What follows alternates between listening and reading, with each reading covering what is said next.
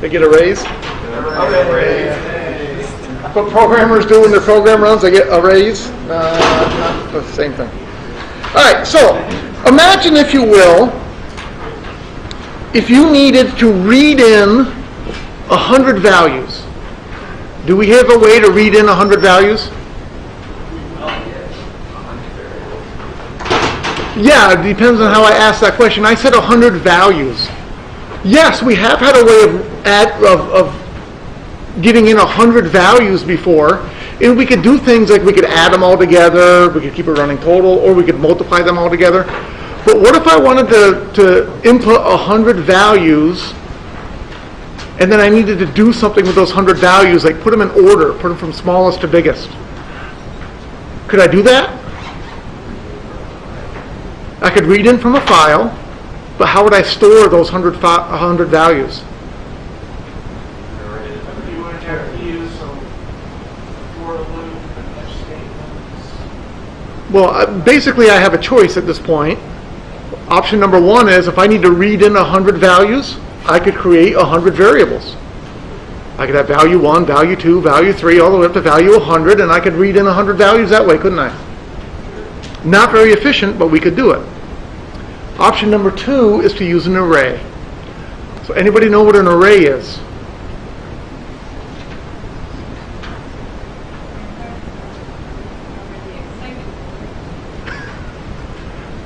So what's an array?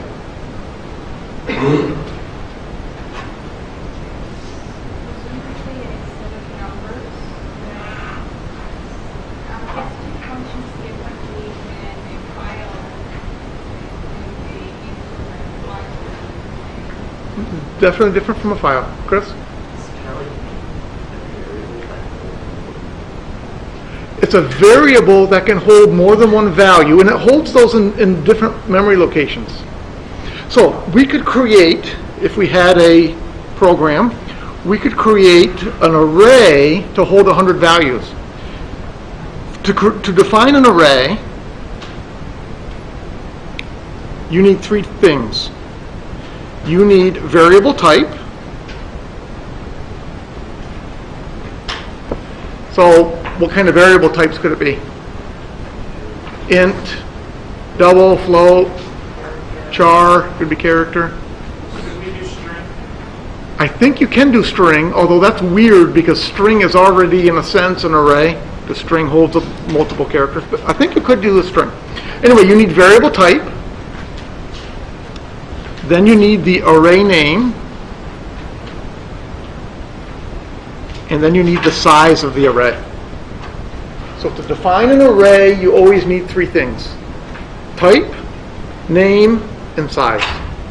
So for example, if I wanted to create an array that would hold 100 integers, I would call it int.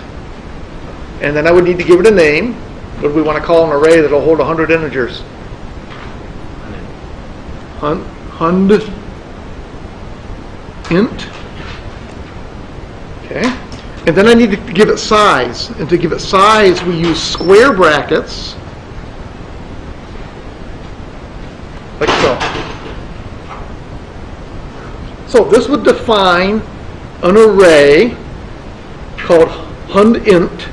This array is going to hold 100 integer values.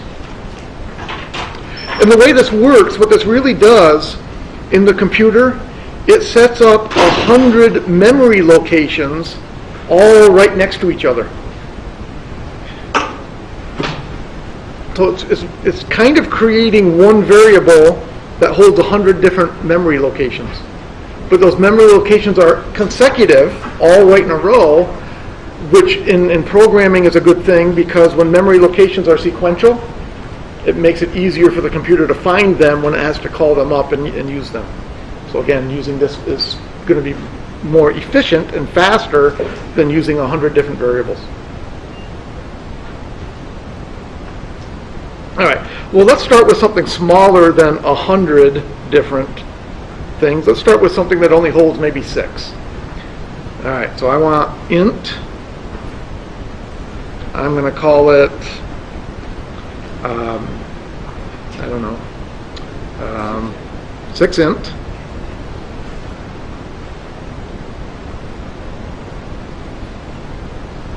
This is going to hold 6 things. So if I have an array that's going to hold 6 things, how do I now store things to it? All right, so first off, arrays have something called an index. This array can hold 6 things. Unfortunately, we list them, they are numerated as 0 through 5. So a typical thing you're going to see, 6 int, can hold 6 things. The first one is called position 0. The second one is called position 1, and then 2, 3, 4, and 5. Arrays, the index for an array always starts at 0, never at 1. So if I have an array that holds 6 things, the index is going to go 0, 1, 2, 3, 4, 5. So let's say I want to put the number 15 in the first slot. How do I do that? To do that, I would say 6 int. I tell it which spot I want it in. I want it in the first spot, which is listed as spot number 0, equals 15. So that'll take the number 15 and store it in that spot right there.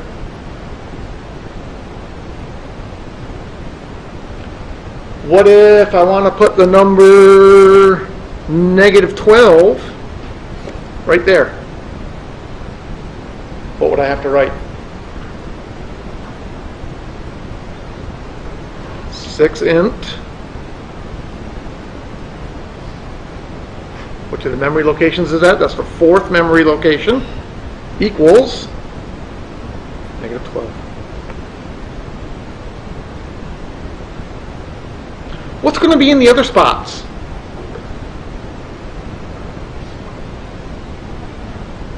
So what if I asked it right now to do cout 6 int 2?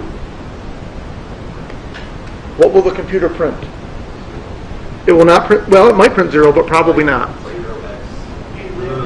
It's like printing an undefined variable. It's like printing an undefined variable. It will print a random number. Oh. It'll give me an answer. I don't know what that answer is, but it'll give me an answer.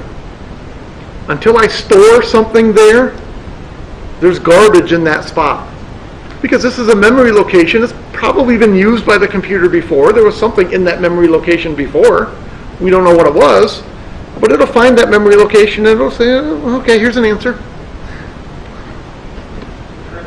Doesn't do you much good, but there's an answer. So at this point, we would typically write this. These spots are currently undefined. There's actually something there, but we don't know what it is. So typically we would put a U in those locations right now to say that spot is undefined. Okay.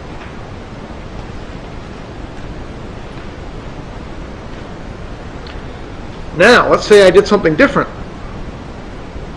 Int, this one's going to be 5 int. This one's only going to hold 5 things. Equals, and I want it to store some values in it right away. Just like we do sometimes when we first define variables, sometimes we store things. If you want to store something in an array right away, use a curly bracket. So what numbers do we want to store into this? 7? 6? 5. And 5.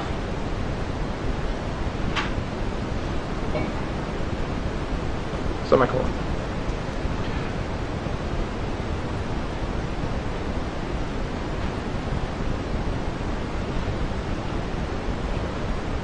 So in 5 int, we have location 0, 1, 2, 3, 4.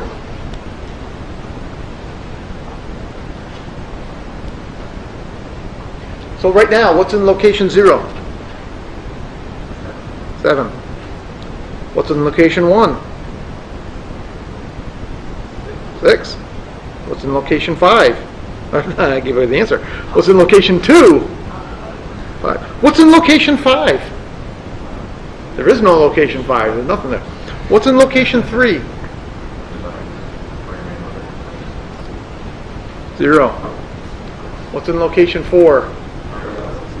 0. Alright, so notice the difference here. Two different things can happen. If I declare my array and I initialize it right at the beginning, if I don't give it enough numbers, it will store zeros at the end.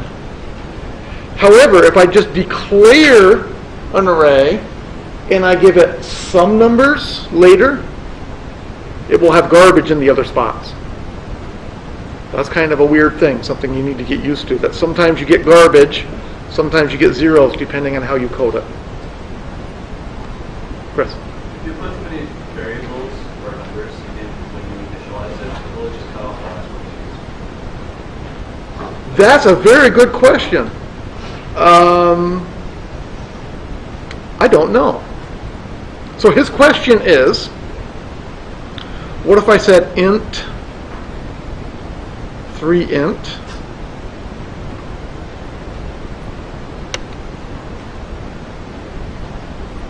but then I gave it 4 numbers? What's it going to do with that 4th number? My guess is it's just going to drop that 4th one. It won't do anything with it. But I don't know for sure.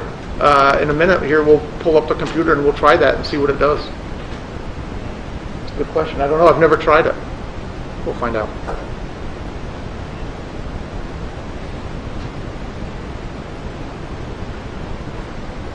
All right.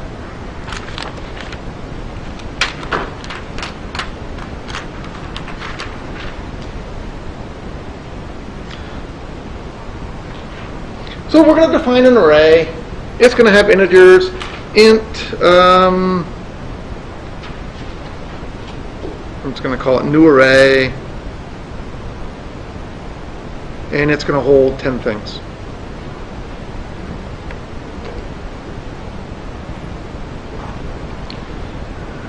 And then I'm going to do a for loop. For int count equals 0.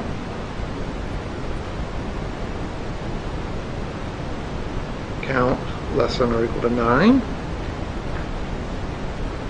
Count plus plus.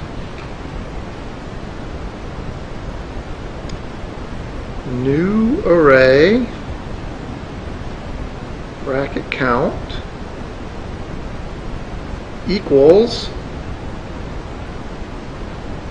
10 minus count.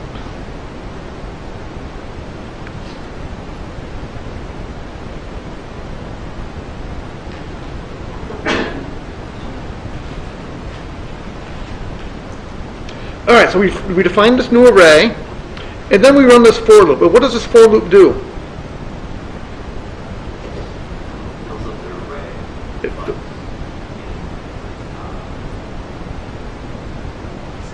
It fills up the array, but in descending order. So if I were to ask you now, if I did cout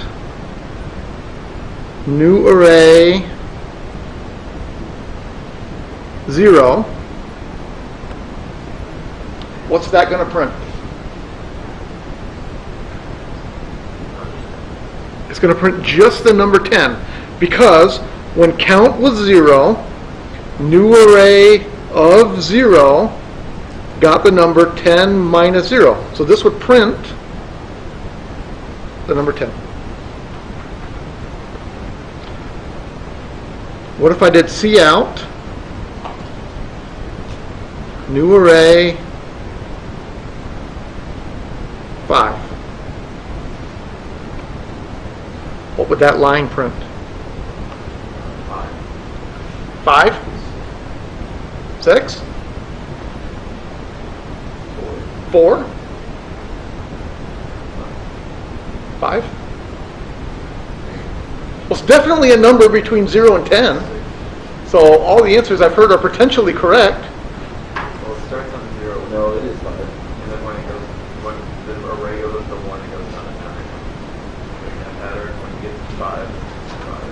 All right, so I think it's very helpful to do what Alex is doing. What Alex is doing is basically writing it out. This array has 10 positions. Remember, we start in position 0, and we end at position 9. So in position 0, we put a 10. What did we put in position 1? 10 minus 1 is 9, and then it goes 8, 7, 6, 5, 4, 3, 2, 1. So what's in position 5? The number 5 is in position 5.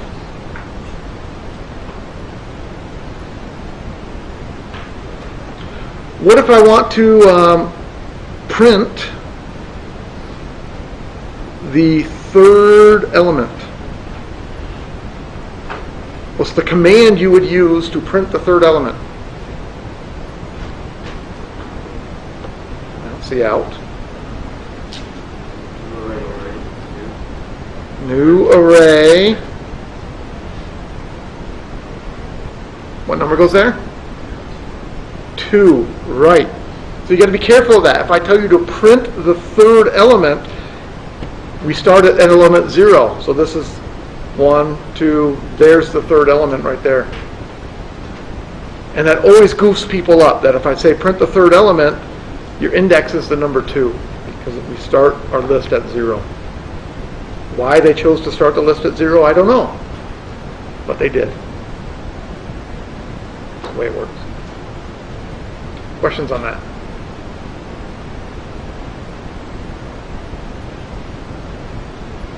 Alright, so let's pull up the computer here.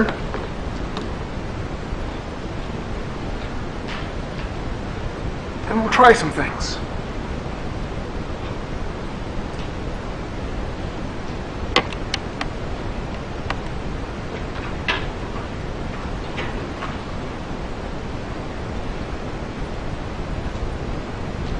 Alright, so first off, let's answer Chris's question. What if we define an array called 3int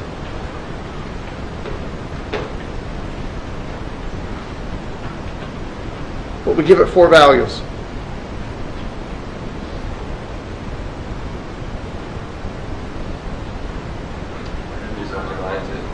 Looks like the computer knows it's not going to work.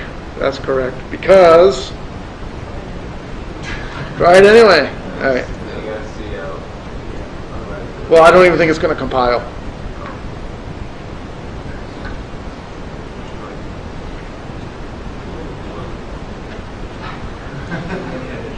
Too many initializers. Yeah, so it won't take it. So we can only do like that.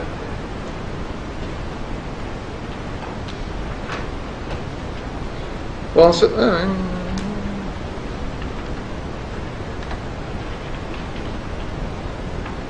what if I told you to print the last one? Again, the last one would have index number 2, because again, we would index them 0, 1, 2. So it did print the right number, it printed 3.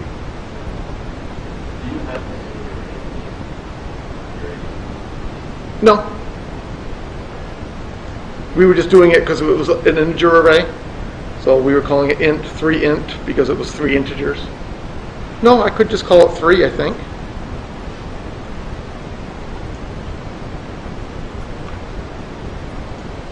Yeah, it's happy with that.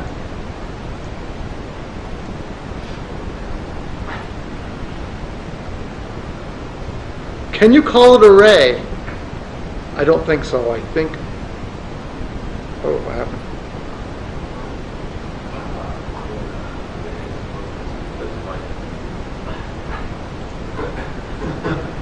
Oh, there it is. All right. I don't know what it did there. I didn't like what I did.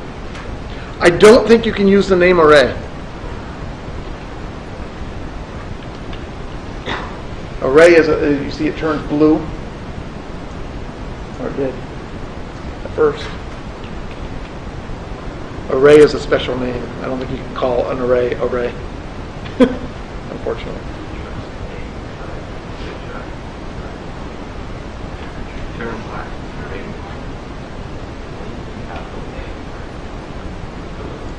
Let's try it.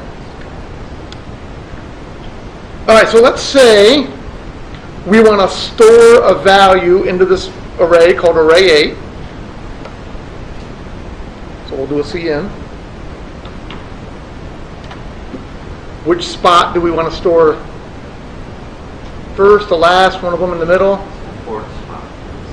The fourth spot. Now, when you say the fourth spot, you mean index 3, 0, 1, 2, 3. All right, so we could do a CN, array 3. So you can enter variables into you can enter numbers into an array like that. And then we could do cout, array 3. I mean, you could do it. Yeah. Array 5. All right, so let's see if that works. Let's see if it allows us to use the name array. Let's put an n line at the end of this too, just for the make things cleaner. Let's put an n line on the end of this one too.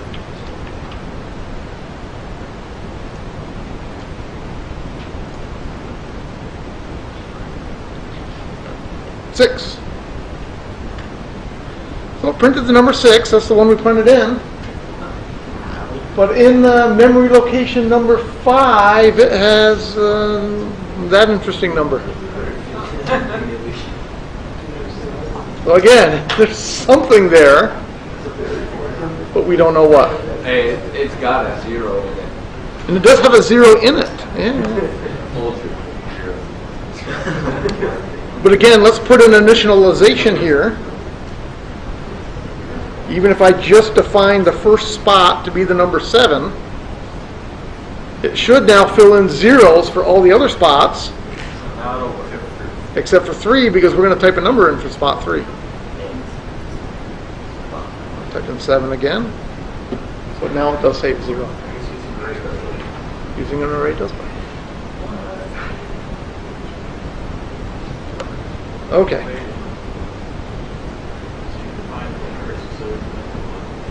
Yeah, if you looked up 7, that would be what you only want. If I asked it to print the first one, then it should print the number 7 for the first one also, yes. But I didn't ask it to print the first one. I only asked it to print the third one and the 5th one. Actually, I asked it to print the 4th one and the 6th one, didn't I? I asked it to print index 3, which is the 4th thing in the array, and index 5, which is the 6th thing in the array.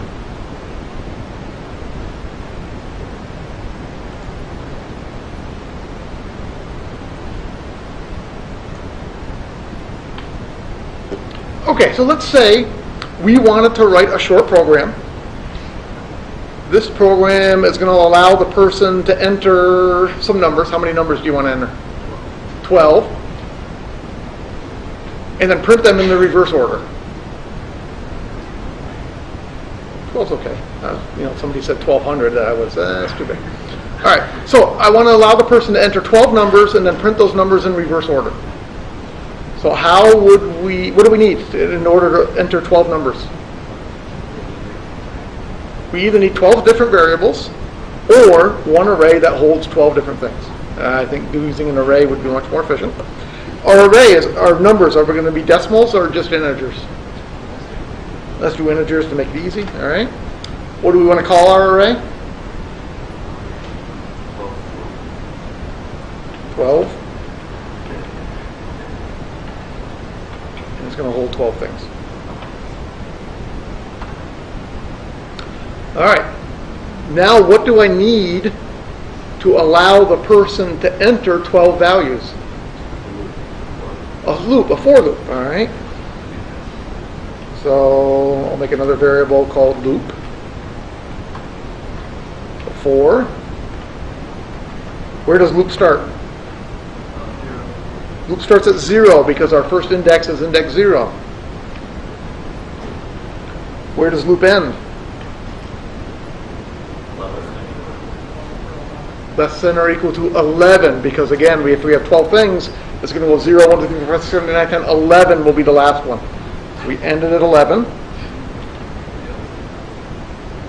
What do you mean? We're just reading them. This first loop is just going to read them in. Okay. The second loop will print them. And then, loop plus plus, It's locked. We want to put it on. flop, loop, flop. Yeah, we're gonna have one up. Lock the loops. Okay, then what happens?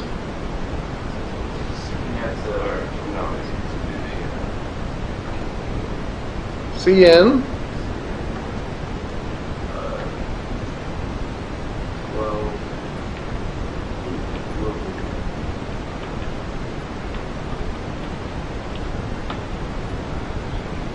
all right, so what this is going to do, when loop is 0, it's going to ask us to type in a number, and it will store it in position 0. Then loop will go to 1, it will ask us to print another number, or type in another number, it will store that in position 1, so on and so forth, up to position 11. All right, so there's the code that allows us to enter 12 numbers.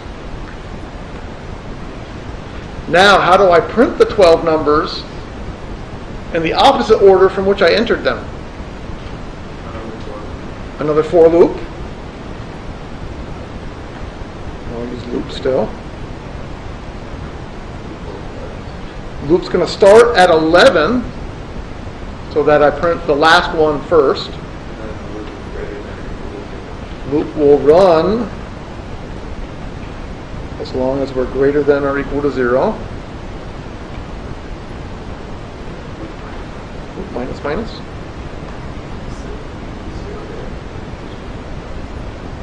You already did put it outside. So we started at 9. Oh. Yeah, so loop's already defined as 11. Now it's still 12. Loop is defined as 12 because it did this loop plus plus, and then it said, oh, no good, jump out of the loop. So loop is right now defined as 12 at the end of this for loop. So it would be a good idea to tell it we want to start at 11. And then what do we want to have happen in this loop? See out, 12, loop.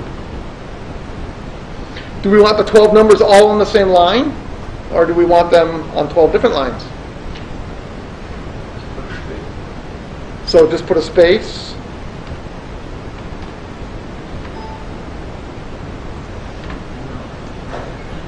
Like so. So that's going to print all 12 on the same line with one space in between each of the numbers. All right, let's try it. I didn't put any numbers in?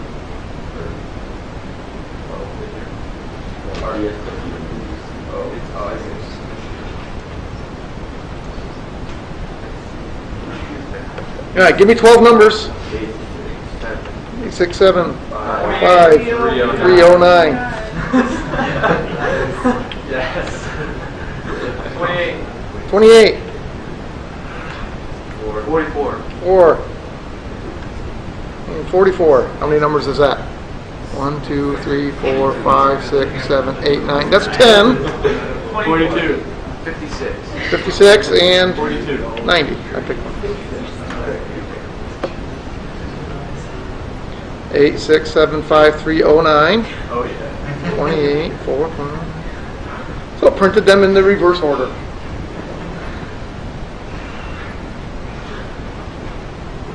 Questions on that? If you were done the first four and put it in the reverse order like the second one, and then just see it in the memory slot backwards, and then print it, would have just been able to do it. Say that again. Alright, so if you were with the program, and you went and you started with the, like, let's say you just had the bottom for loop, Yep. and you're going to take the CN statement and drop that down to the bottom for loop, would it still work properly that way? Okay. So what you're saying is take this line right here,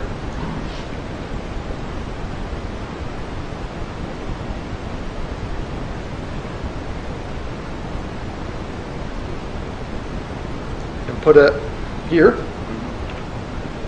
And then I need a bracket, right? And end bracket. And take out this for loop altogether.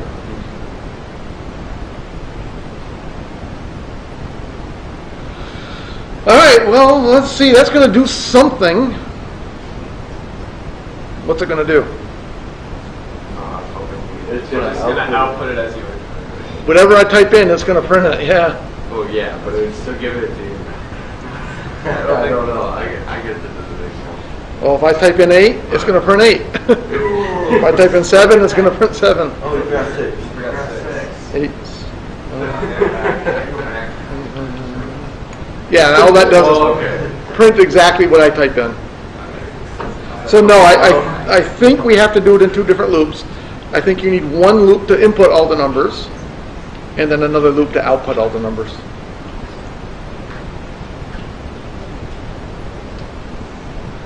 So undo. Let's see.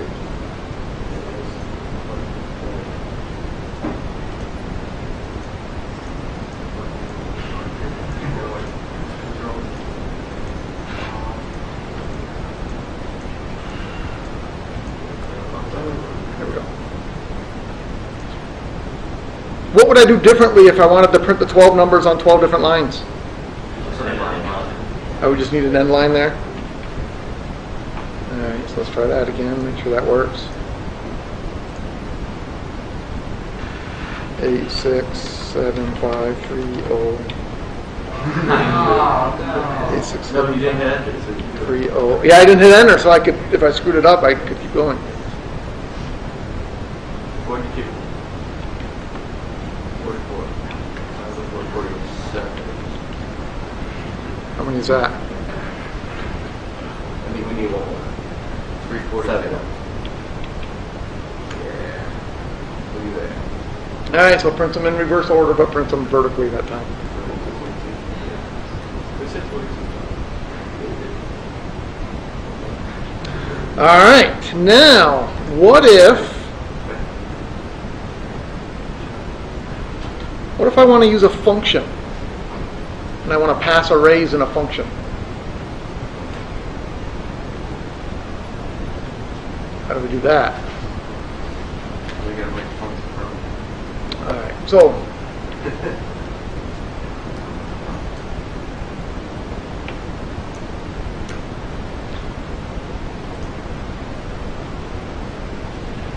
this will be an int function. It's going to take an array and it's going to add up all the numbers in the array. So we'll call it sum. And then I need to send it an array. What kind of array is it going to be? Is it going to be integers or doubles or floats? It's going to be integers. And we'll call it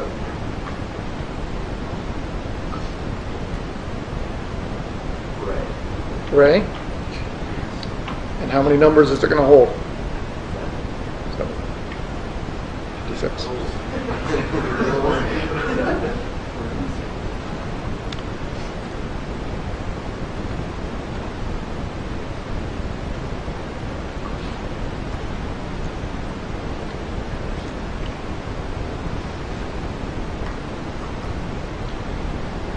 All right. This function is just going to add up all the numbers in the array. So how do I tell this function add up all the numbers in the array? I'm going to need a for loop. So for int loop equals 0. Loop goes until less than 7 or less than or equal to 6. Either would work. Loop plus plus.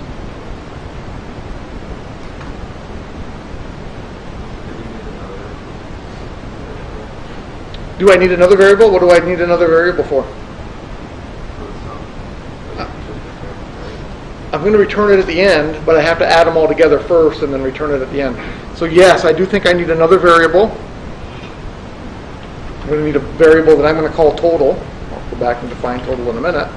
Total is going to equal total plus array at loop.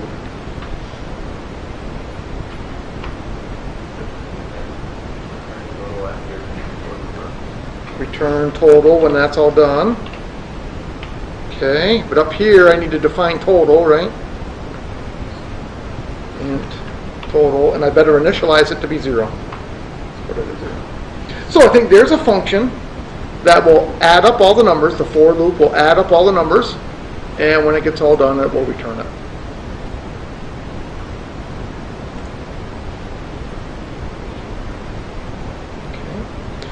So up here we need an array.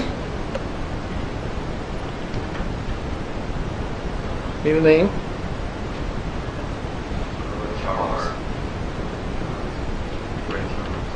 Charles is too hard to spell.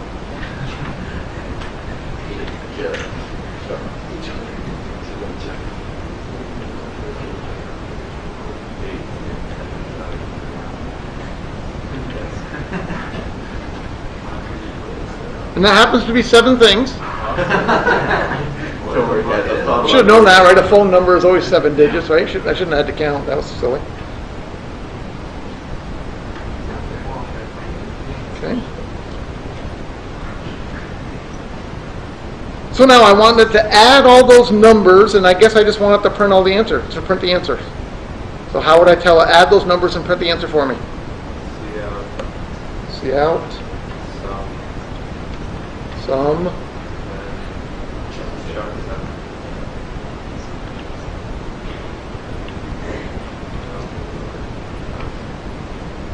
You would actually only put Chuck there.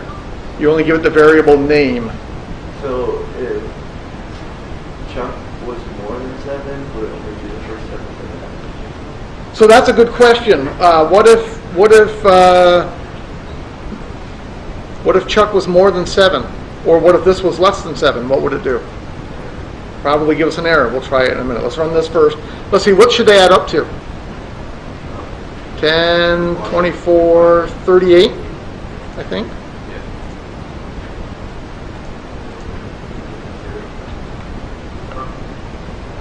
Yeah. All right, so now to answer that other question, what if this is only 6?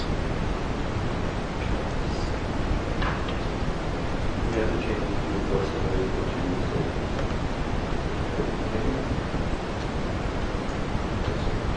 5 now. Yeah, but what if this function only takes an array of size 6 and we try to send it an array of size 7? The computer doesn't know that.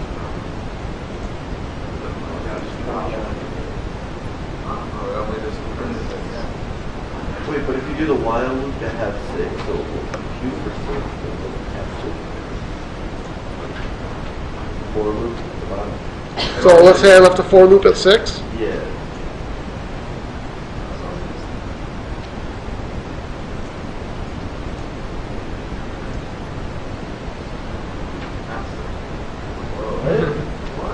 Wait, what did you do?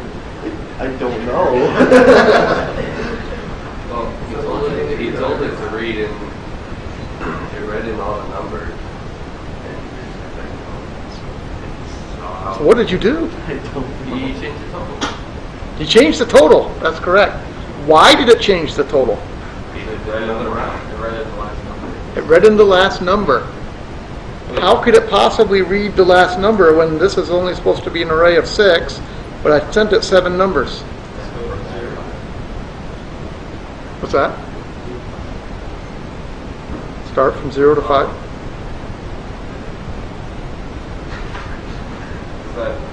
What if I were to do something crazy and change this to 10? That shouldn't change. Unless it It moves might back. though.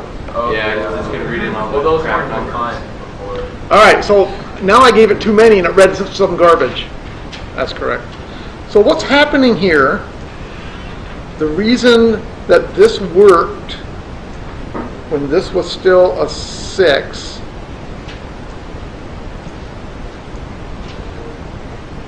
So, when you use an array inside as a parameter, it's always a reference parameter. Always. So what does that mean?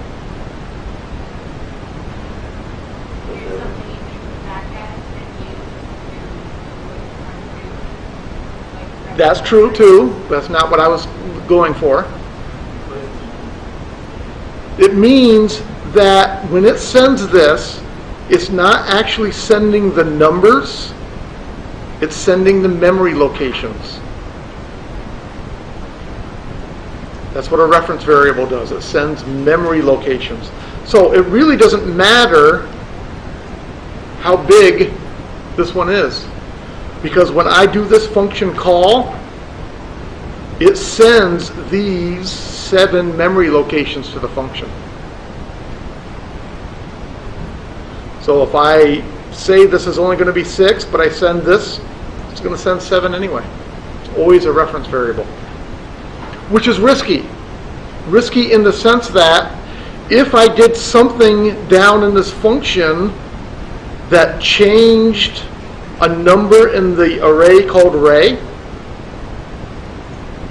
it also changes it where? It changes it in the array called Chuck. So that's something you need to be careful of when you're dealing with arrays and functions, that they are always reference variables, which means if I change it in my function, it's going to change it in my main.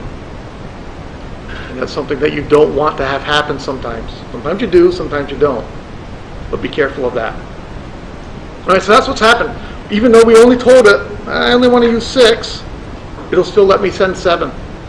Because it sends all of the memory locations, not just the numbers. It didn't send the numbers 8675330. It sent all the memory locations, and then the computer read those memory locations and got those numbers back. So watch out for that. Questions on that? Chris? Is there a way to get that higher number single array backward? And that would be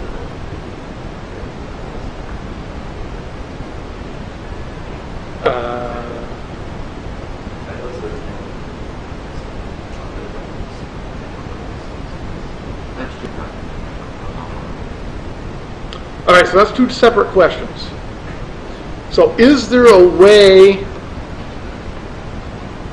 for the computer to tell me how long an array is so that I always have this number ending at the right spot? right. My answer is yes. I don't know how to do it right off the top of my head. I like chunked out like.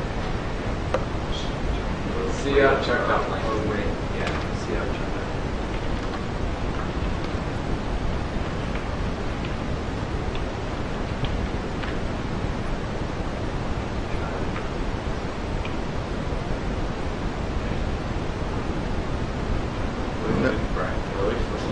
You need the center.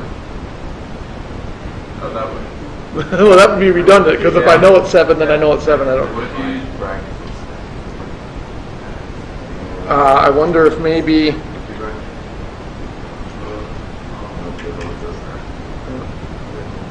The answer is yes. I don't remember how to do it off the top of my head.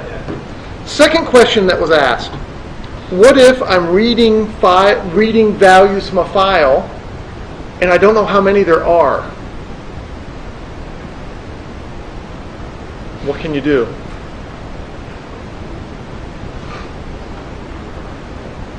You can read until read.fail, but how big do you need to make your array at the beginning?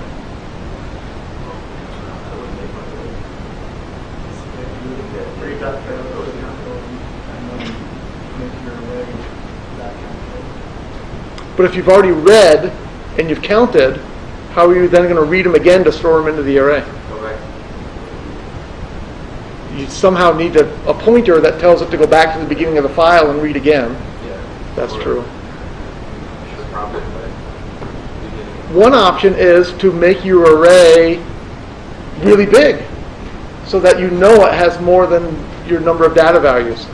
I mean, if you look at your data file and you realize, it looks like there's maybe 10,000 values, then make your array be size 1,000,000.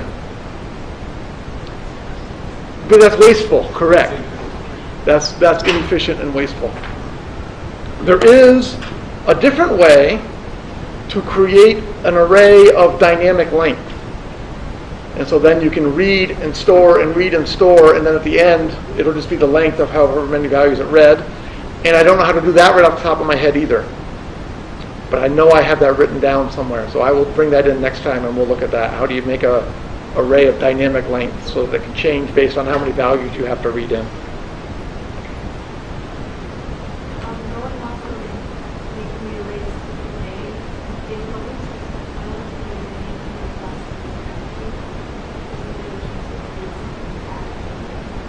Yes, so that's another bad thing of just making the array much bigger than it really needs to be, is that accidentally later you might try to reference some of those memory locations and then it has garbage data in it.